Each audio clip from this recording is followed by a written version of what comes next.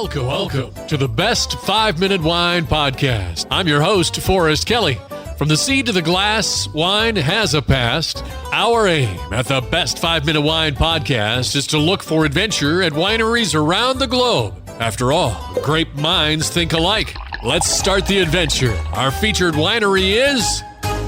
We continue our interview with Doug McCombs, founder and winemaker of IG Winery. Since you didn't come from a winemaking background, getting started had to be difficult.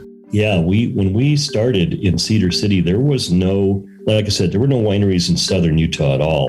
So we came in and actually had to work with the city to help them develop zoning ordinances that would allow for a winery.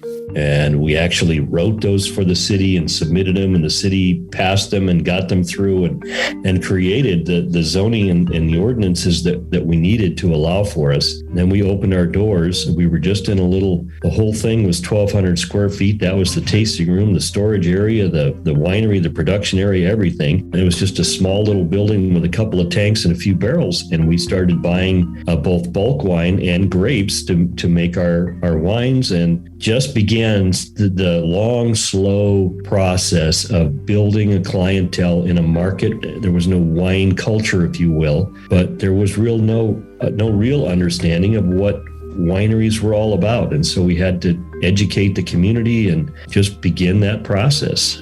Since you were kind of trailblazing the wine industry in Utah, were you met with some resistance, as people have their own preconceived ideas about wine?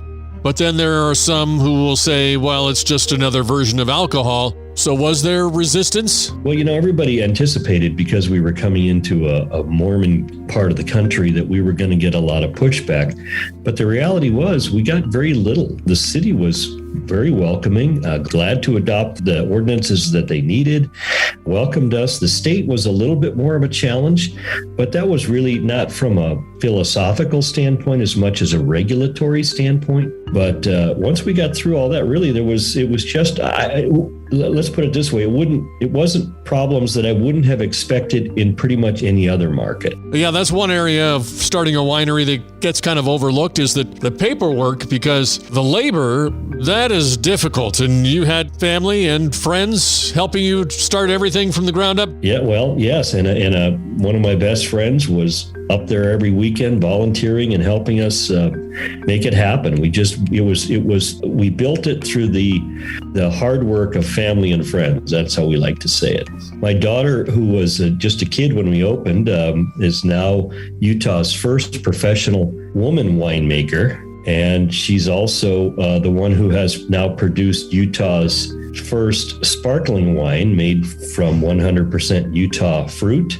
And so she's busy and involved in setting some milestones of her own. My son-in-law has really jumped into the business as well. And so now when we do harvest, I pretty much assign a fruit to, each of the, all of us take a section of the vineyard, if you will, and walk it from harvest through bottling. And it's kind of how we've divided it up. So when we step into 59 West Center Street, Cedar City, Utah, what will we experience? Well, now that we've moved to our new facility about 5 years ago, you're looking at a right on Center Street, which is, kind of the intersection. We're at the intersection of Center and Main, right in the heart of town, downtown. So you have the old downtown style buildings that are being, converted over the years with different businesses. We are one of those. We've taken an old, what used to be a laundromat in the front and a welding shop in the back, and completely remodeled that into a tasting room in the front and the production area in the back. And so now we are also a cocktail lounge.